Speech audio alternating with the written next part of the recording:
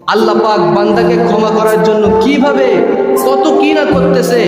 রমজান মাসের প্রথম 10 দিন রহমত এবং দ্বিতীয় 10 দিন মাগফিরাত, তৃতীয় 10 দিন নাজাত। এখন যদি প্রশ্ন করেন এইভাবে সাজানো কেন হলো, আল্লাহ রাব্বুল আলামিন বলেন আমি আমার বান্দাকে ক্ষমা করার জন্য প্রথমে আমার রহমতের চাদরের নিচে নিয়ে নিলাম। আমার বান্দাকে আমি কিভাবে ক্ষমা করব? সর্বপ্রথম আমি রহমত দিলাম।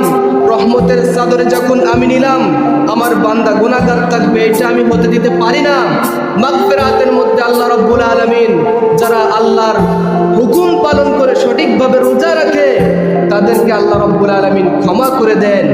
এখন যদি প্রশ্ন করেন আল্লাহ রহমতের চাদরের নিচে তো নিলেন, ক্ষমাও করে দিলেন, গুনাহ মাফ করে দিলেন, এখন কি করবেন?